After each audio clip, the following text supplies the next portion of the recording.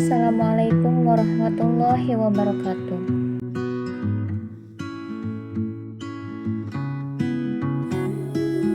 Kembali lagi bersama saya. Pada video kali ini, saya akan menjelaskan tentang prinsip dan praktik ekonomi dalam Islam. Seperti yang sudah kita ketahui bahwa Allah Subhanahu wa Ta'ala menjadikan kita sebagai makhluk sosial, yaitu makhluk yang dalam memenuhi kebutuhan hidupnya tidak bisa dilakukan tanpa bantuan orang lain. Ini artinya kita harus melakukan interaksi atau hubungan dengan sesama. Kita perlu hidup tolong-menolong, tukar-menukar keperluan dalam segala urusan hidup masing-masing, baik dengan jalan jual beli, sewa-menyewa, pinjam-meminjam, maupun utang piutang. Termasuk juga dalam kegiatan yang lain seperti bercocok tanam atau kegiatan berusaha lainnya. Dengan cara demikian, kehidupan masyarakat akan menjadi teratur, hubungan yang satu dengan yang lainnya menjadi lebih baik. Akan tetapi, sifat buruk seringkali menghinggapi diri kita. Contohnya seperti sifat tamak.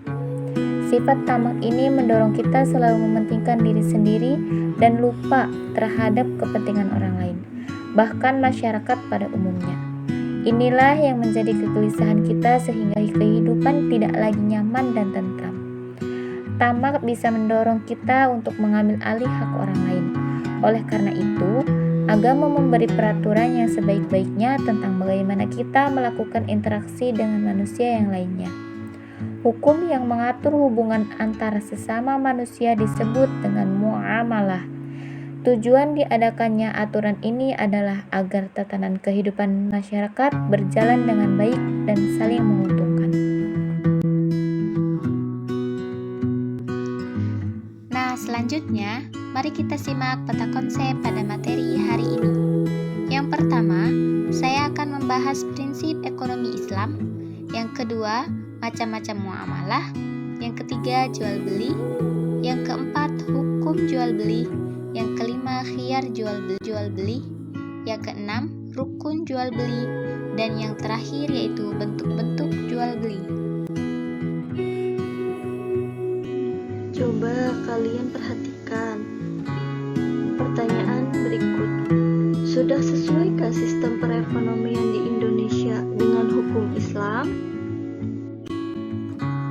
Selanjutnya, sebelum kita memasuki pembahasan yang pertama, alangkah baiknya kita simak terlebih dahulu dalil yang membahas tentang prinsip dan praktik ekonomi dalam Islam yang terdapat dalam Quran Surat An-Nisa ayat ke-29.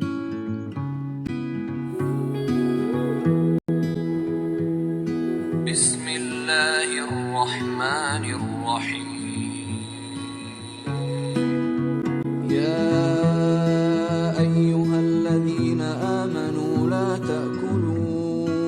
أموالكم بينكم بالباطل إلا أن تكون تجارة عن تراض منكم ولا تقتلوا أنفسكم إن الله كان بكم رحيما. Yang artinya, hai orang-orang yang beriman, janganlah kamu saling memakan harta sesamamu dengan jalan yang batil, kecuali dengan jalan perniagaan yang berlaku dengan suka sama suka di antara kamu. Dan janganlah kamu membunuh dirimu, sesungguhnya Allah Maha Penyayang kepadamu. Quran Surat An-Nisa ayat 29.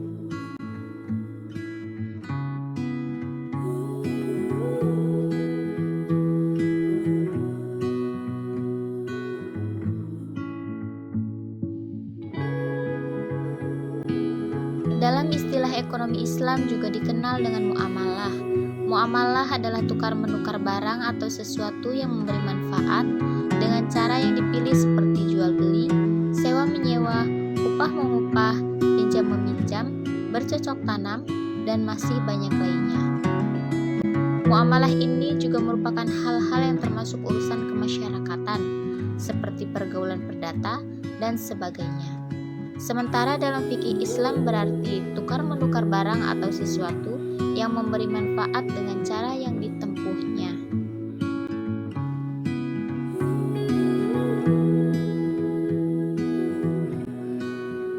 Adapun prinsip ekonomi Islam yaitu yang pertama, tidak memakan harta secara batil atau tidak benar serta perdagangan dilakukan atas dasar suka sama suka. Hal tersebut sudah dijelaskan di dalam Quran surat An-Nisa ayat 29. Kemudian yang kedua yaitu larangan riba. Hal tersebut juga sudah dijelaskan di dalam Quran surat Al-Baqarah ayat 275. Selanjutnya yang ketiga yaitu mengeluarkan zakat juga telah dijelaskan di dalam Quran surat At-Taubah ayat 103. Dan yang keempat, atas dasar tolong-menolong atau ta'awun. Hal tersebut juga sudah dijelaskan di dalam Quran surat Al-Maidah ayat 2. Apa saja yang termasuk ke dalam muamalah? Berikut adalah macam-macam muamalah. Yang pertama ada jual beli, kedua sewa menyewa, ketiga hutang piutang. Adapun dalam melakukan transaksi ini, Islam melarang beberapa hal, di antaranya seperti tidak boleh mempergunakan cara-cara yang batil, misalnya melakukan kegiatan riba, perbuatan dengan cara-cara aniaya atau zolim, seperti mempermainkan takaran timbangan, kualitas dan kehalalan, dengan cara berjudi dan melakukan transaksi haram lainnya.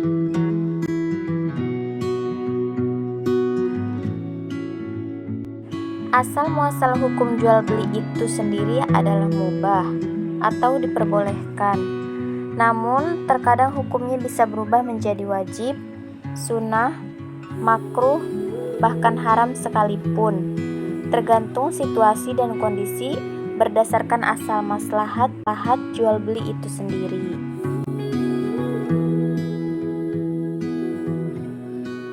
Masuk pada pembahasan yang selanjutnya yaitu khiyar. Khiyar adalah bebas memutuskan antara meneruskan jual beli atau membatalkannya.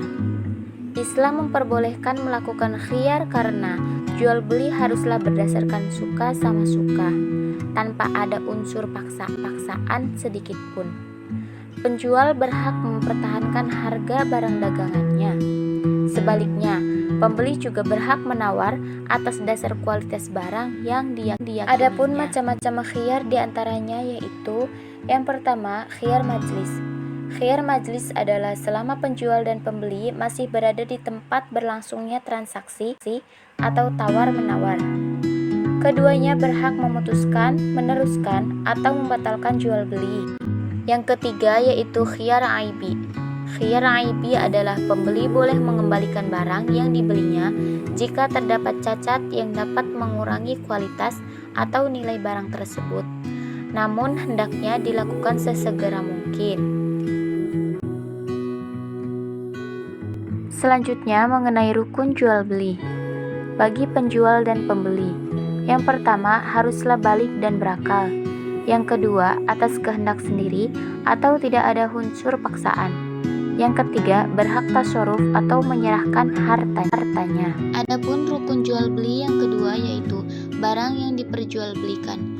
Yang pertama, haruslah barang yang suci. Kedua, memiliki manfaat. Ketiga, milik sendiri atau diberi kuasa oleh orang lain. Keempat, barangnya jelas dan dapat dikuasai serta diketahui penjual dan pembeli baik kadar jenis, sifat, dan harganya. Yang ketiga yaitu alat untuk menukar atau alat transaksi, misalnya seperti uang. Maka uang dan barangnya haruslah halal dan suci.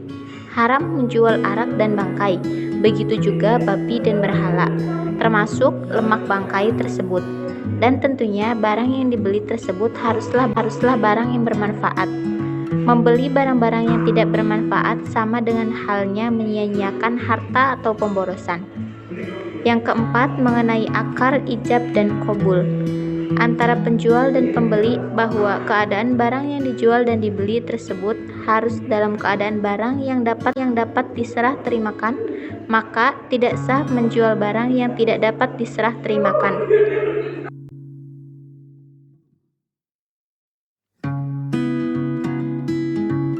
Adapun bentuk-bentuk jual beli yaitu terbagi menjadi dua. Yang pertama, jual beli yang sah tapi terlarang, seperti menyakiti perasaan pembeli, menaikkan harga sangat tinggi sehingga meresahkan masyarakat, jual beli pada waktu akan menunaikan sholat Jumat, membeli atau menjual barang yang sedang ditawar orang lain dalam masa khiyar, membeli barang perdagangan kampung dengan cara menghadang di jalan sebelum mereka tahu harga pasar, membeli barang untuk ditimbun.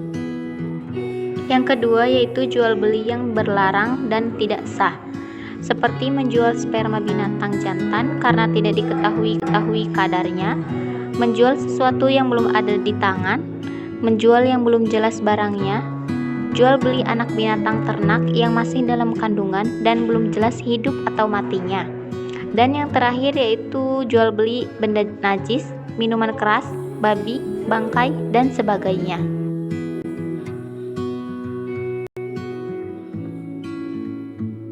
Dari pembahasan materi ini dapat disimpulkan bahwa ekonomi dalam Islam bukanlah untuk mengejar hidup hedonis, bukan juga untuk status, apalagi untuk mengejar kekayaan dengan segala cara apapun.